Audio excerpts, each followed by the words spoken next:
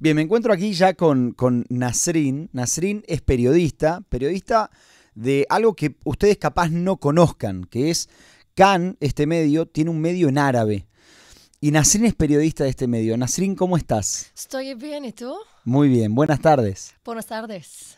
עד כאן הגענו בספרדית. Es todo. Es todo. עד כאן הגענו בספרדית.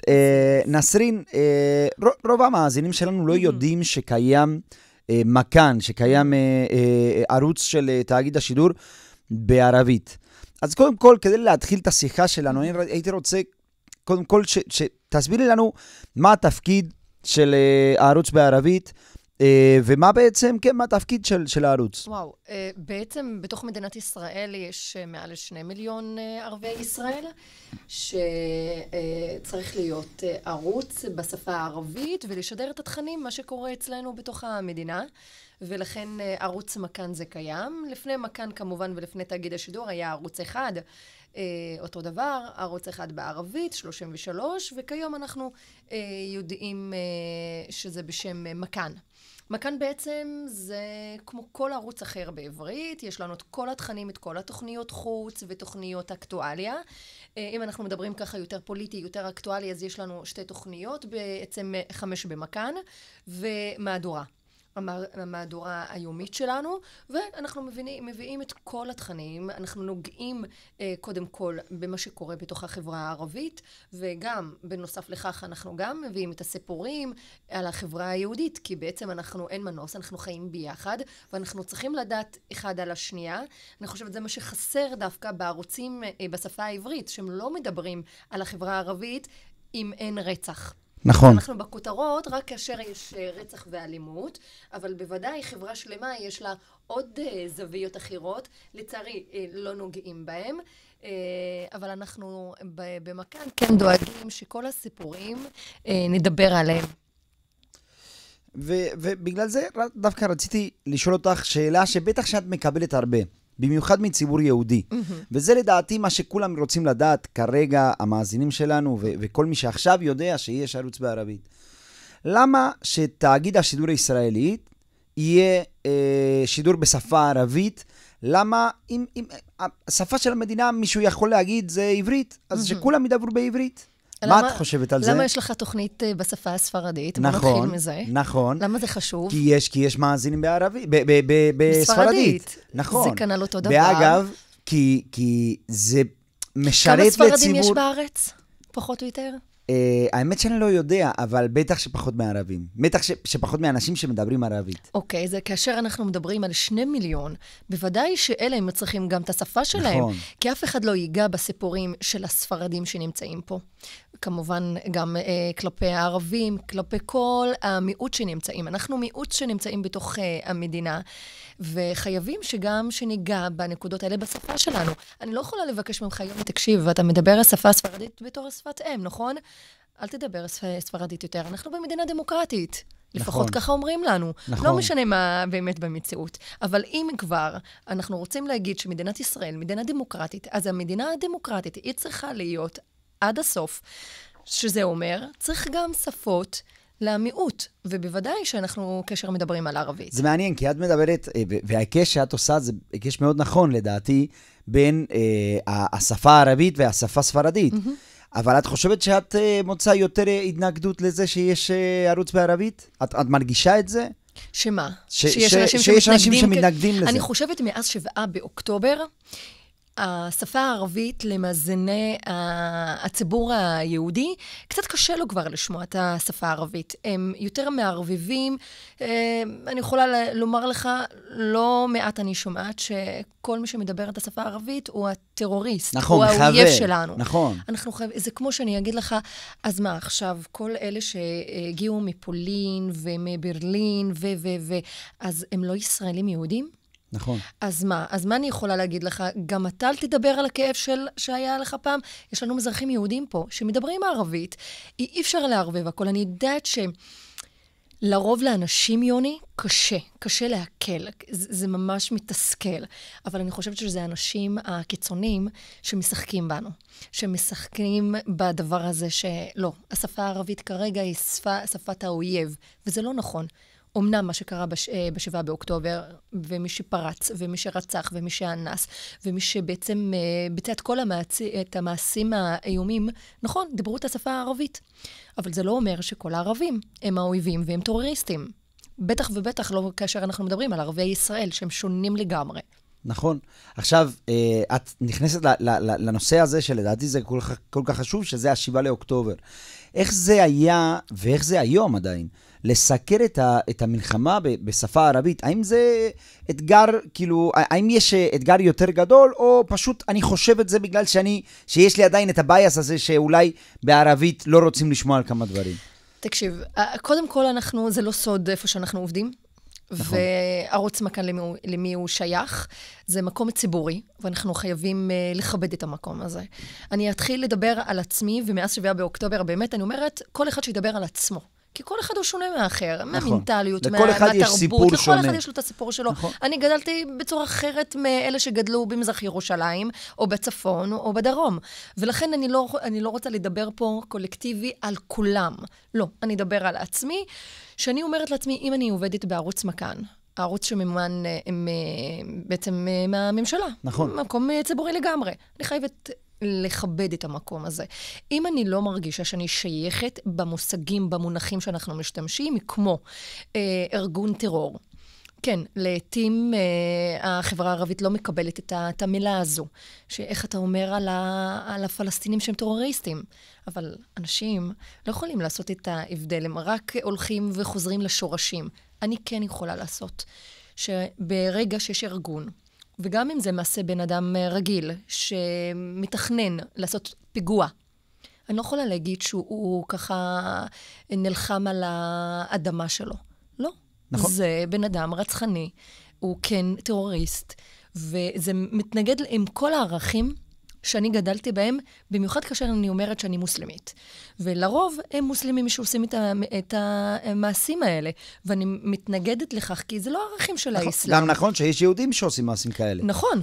אני יותר מדברת עלינו, כי אין מה לעשות, היום יותר באים אלינו בטענות. נכון. ולכן אני אומרת, מי שפחות כאילו יכול, כאילו לא רוצה לשמוע את המונחים, את המושגים, לכן יש את הבחירה. אל תצפה בנו. אבל אני יודעת שבחברה הערבית הם מחכים לערוץ מכאן, אין לנו מתחרה. כאילו, זה הערוץ הרשמי. נכון, היה אל-ג'זירה באיזשהו שלב. כן, אבל אל-ג'זירה הוא לא ערוץ שמדבר על ערביי ישראל, הוא מדבר על היישוב והנושא הפלסטיני. בגדול ובקולקטיבי, ובטח לא נוגע לערביי ישראל, הוא יותר מדבר על הגדה המערבית. אפשר להגיד גדה מערבית, כי מאז החוק שאתמול אפשר, צריך לומר יהודה ושומרון. טוב, זה ייקח לנו קצת... בוא נגיד שבשידור שלנו אנחנו מתירים את זה. כן, מעולה. אז יותר מדברים על הפלסטינים בשטחים, ברשות הפלסטינית, ופחות מדברים על אלה שהם חיים בתוך מדינת ישראל. יש לכם את ההבדל הזה? אתם מתעסקים בעניין, בנושא הישראלי-פלסטיני? כאילו בנושא הפלסטיני בעצמו? תראה, ברגע שאתה מביא, למשל, היום השיח על החברה הערבית זה האלימות שמשתוללת. נכון, אבל זה יותר מקומי, נכון? זה יותר ישראלי. זה יותר מקומי, אבל זה כן מקשר שאנשים אומרים לך, רגע, למה יש את הרצח? יש אנשים, בדיוק אתמול היה לי אורח שאומר, זה בגלל שאנחנו לא יודעים את הזהות שלנו, שאנחנו רחוקים מהזהות שלנו. אני לא כל כך הסכמתי, כי ברגע שאתה בוחר להיות תחת ארגון עבריין ורצחני, זה לא קשור מי אתה, אם אתה פלסטיני או אתה ישראלי. לא, אתה בן אדם רע. אתה בן אדם אלים, שזה הכיוון שלך. אבל כן יש אנשים כאלה שלוקחים את זה כאילו, שאתה לא יודע מי אתה ואיפה אתה, ויש את הבעיות זהות, מה אני יכול להגדיר את עצמי? האם כל הזמן אני אגדיר, בגלל שהשורשים הם פלסטינים, אז אני אתחיל בזה שאני פלסטיני ישראלי, אבל רגע, זה לא מקובל. יכול שעכשיו יוני לא יחבב את זה. אז מה אני יכולה להגיד? אז אני ערבי ישראלי, אולי זה יותר עדין, או אם אני רוצה לקנות את יוני יותר, אז אני אומר מה? אני ישראלית. אני ישראלית. אז בכלל אתה תעוף עליי. אז כאילו, יש כל מיני דילמות לערבי ישראל. האם הם יכולים באמת לומר מה שהם מרגישים, להגדיר את עצמם איך שהם יכולים. אנחנו בערוץ יותר מדברים על הבעיות שלנו, ופחות על הבעיית זהות. כי ברגע שאתה פותר את הבעיה המרכזית, אני חושבת יחד איתה אתה גם פותר את הבעיות האלה. עכשיו, את גם כאילו נמצאת בעיתונות בכאן 11, שזה הערוץ בערבית. עברית. בעברית, סליחה, נכון. את מרגישה שאת צריכה להיזהר עם כמה מושגים? את מרגישה שכאילו זה, שמסתכלים עלייך אפילו מיוחד? בהחלט שכן. אני יכולה לומר שבתחילת 7 באוקטובר, אני הייתי מופיעה די הרבה בפאנלים. והיו לי 2 מקרים שאני לא אשכח. אני אשמח לשתף אותך. המקרה הראשון זה שהיה חייל מולי, חייל דתי ביום שבת, שאמר אמירות גזעניות, שאנחנו נרצח, מי שירים את הראש שלו מערבי ישראל, אנחנו נרצח את כולם. והיה לי התנגשות איתו, ועמדתי אותו, כאילו מה, איזה אמירה, זה... כי בסערת הרגשות, אפילו המגישה דילגה למשפט שהוא אמר. אבל יש אנשים שמצופים. זה הסתה לכל דבר. נכון. ואנחנו לא צריכים את זה, אנחנו גם ככה בסערת רגשות, אנחנו עדיין לא מעכלים את כל מה שקרה לנו ביום השחור הזה. ולאחר מכן קיבלתי הודעה מבעלי, שהוא אומר לי, נסרין, בזמנו, ממש בתחילת אוקטובר, אחד מרססי הרקטות שגרו מעזה, נפלה באחד הבתים באבו גוש, מאיפה שאני באה, מהכפר שלי, וזה אחד הבתים של קרובי המשפחה, מג'ד אברהים, ואני נסרין אברהים, והודיע לי שהוא נפטר. כן, הוא היה במצב אנוש, ובסופו של דבר הוא נרצח, והודעתי על זה בשידור חי, וכאשר הודעתי על זה בשידור חי, החייל הרגיש רע עם עצמו. איך הוא דיבר לפני, והבין שבאמת הרקטה לא מבדילה בין ערבים ליהודים, וחמאס לא מבדילה בין נסרין המוסלמית שחיה בתוך מדינת ישראל, לבין יוני הספרדי היהודי הישראלי. מבחינתו כולנו ישראלים. זה שאנחנו פה מתווכחים בינינו, ואני תמיד אומרת את זה, חמאס היא לא מתווכחת, אין לה צל של ספק בכלל, שהיא רוצה לרצוח את כולם. ראינו את זה ב7 באוקטובר, הם רצחו ערבים בדואים. נכון. הם חטפו בדואים, ולא שתחשוב שזה בטעות כי הם לא ידעו. לא, הם חטפו עיישה צעירה עם כיסוי ראש, שרק מוסלמים שמים כיסוי ראש, כאילו אין פה מה להתווכח. והוא קם וחיבק אותי. וכאשר קם וחיבק אותי, אני חטפתי על התמונה הזו שטל פרידמן, קומיקאי מאוד מאוד ידוע בישראל, וחטפתי מצד החברה הערבית, איך החייל עם מדים מחבק את נסרין. זה בצד החברה הערבית. בצד החברה היהודית, היה לי מאוד קשה לשמוע מבטא בערבית, ולשמוע את הסיפורים, את הכאב הערבית. מה בכלל אנחנו מדברים על ערבים, כאשר אנחנו עוברים עוול ורצח והיה אחד שלקח סרטון, ערך אותו, ולקח לי משפט שאני אומרת, לתמוך חמאס. עכשיו, הוא הוציא את הדברים שלי מקשירם, לקח את המילה הזאת, ערך אותה בסרטון, וכתב, קשה לה לתמוך במדינת, קשה לה בתור ערבייה מוסלמית, לתמוך בארגון חמאס. עכשיו, זה לא היה ולא נברא. יש לנו את הסרטון מלא, אבל אנשים ברגעים אלה, יוני, הם לא באמת ילכו למקור, הם לא באמת יחקרו האם באמת אמרתי, האמינו לי יוני, האמינו לבן אדם הזה, שהוא גם מוכר. נכון, זה העידן שאנחנו חיים בו. בדיוק, האמינו לו, והתחילו קבוצות לפטר אותה, חמאסניקי, תומכת טרור, ועל מנת שאני אכבה את האש, שבאמת הלא מוצדקת, התקשרתי לבן אדם הזה, אמרתי לו, תקשיב. מצאת את אותו בן אדם. מצאתי את הבן אדם מוכר, מפורסם. שאגב, הבן אדם כן עשה עבודה כדי לפרסם את המילות האלו. נכון, אבל במילים שלו, הוא ניסה להכפיש את השם שלי ולהרוס את כל הקריירה. והוא ידע. בוודאי שהוא ידע, הוא ראה את זה בשידור חי. יכול להיות שמי שמסתכל באינסטגרם לא יודע. וטעות שלו שהוא מאמין, אבל מי שעושה את זה, הוא יודע שהוא מוציא את הדברים שלו. עכשיו אמרו לי, את העורך דין במקור יוני, אמרו לי, לכי, תתביעי אותו וזה. זה לא הזמן.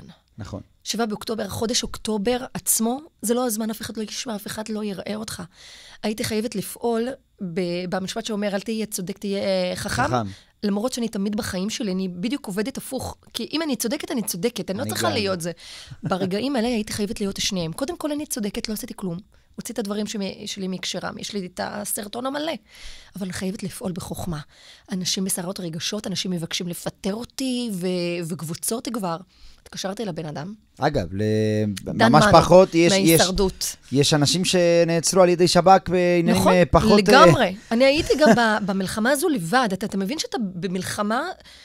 אתה במלחמה בתוך מלחמה, כאילו נכון. שזה גדול מעלינו לפעמים. התקשרתי לבן אדם, אני אומרת לו, שלום, אני נסרין, בעלת הסרטון שזה, לא רוצה לדבר איתך, את חמאסניקית, וזה נתתי לכל הזעם שלו שיצא החוצה, כי אני רוצה בסופו של דבר שיקשיב לי. אמרתי לו עכשיו, זה התואר שלי, תקשיב לי בבקשה. אתה רוצה את הדברים שלי מהקשרם? זה לא מקובל עליי, אני לא ארשה לך. זה אחד.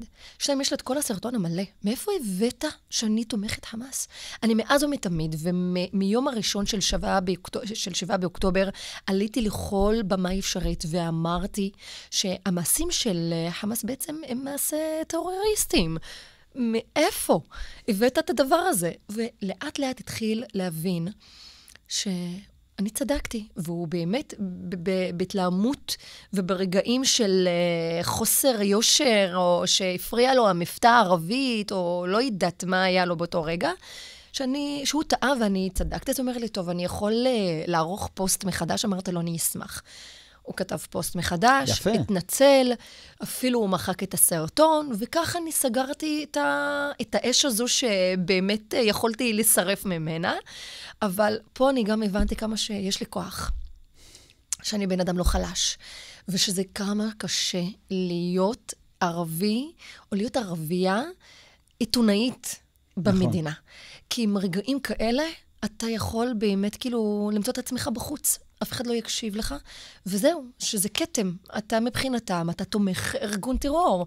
גם אם זו לא האמת, שאתה תגיד להם את האמת האמיתית, ייקח זמן וכבר אתה כאילו שרוף מבחינתם. אז פה הבנתי על עצמי מלא, ואני מודה לו. היום אנחנו הפכנו לידידים, למרות שהוא ימני קיצוני ברמות, יוני. לי אין לי בעיה עם אג'נדות. אתה יכול להיות ימני, אתה תהיה מי שאתה. כל עוד זה לא יזיק לבן אדם, אני יכולה לכבד אותך עם כל המחשבות שלך. העיקר, אתה יודע, אל תפגע באחר, תן לי לחיות, ואתה תחיה, ונחיה ביחד, כי אין מנוס. אנחנו פה ערבים יהודים אחד, אנחנו בסירה הזו ביחד. לא משנה כמה אנחנו נתווכח, ולא משנה כמה קיצונים יגידו, משני הצדדים אגב, כי קיצוניות יש בכל חברה. לא משנה כמה יהיו, אנחנו חייבים לדעת בסופו של דבר, אתה לא תצא מפה, אני לא יוצאת מפה. לא משנה כמה עכשיו יגידו, אנחנו חייבים להוציא אותם, זו החיים שלנו. שותפות ביחד, ואתה יודע מה? אני לא רוצה להגיד בשלום, כי המילה עכשיו זה מגוחך להגיד שלום. זה קשה להרבה אנשים לשמוע. זה קשה כי אנשים כאילו לא יאמינו למילה הזאת, אז לפחות נגיד כאילו בנעימות, ברוגע, בלקבל אחד את השנייה, זה הכל. וואו. הייתי יכול להמשיך את זה שעות, אבל אני יודע שאני צריך לשחרר. אנחנו נעשה עוד פרקים על זה. נעשה עוד פרקים על זה, נעשה עוד פרקים. אני אשתדל בספרדית פעם הבאה. זהו, אז פעם הבאה נעשה בספרדית, קבענו. נסרין, ממש ממש תודה. נראה לי שהמסר האחרון הוא היה המסר הכי חשוב, אז ממש תודה על זה. תודה רבה. Muchas gracias. ביי ביי.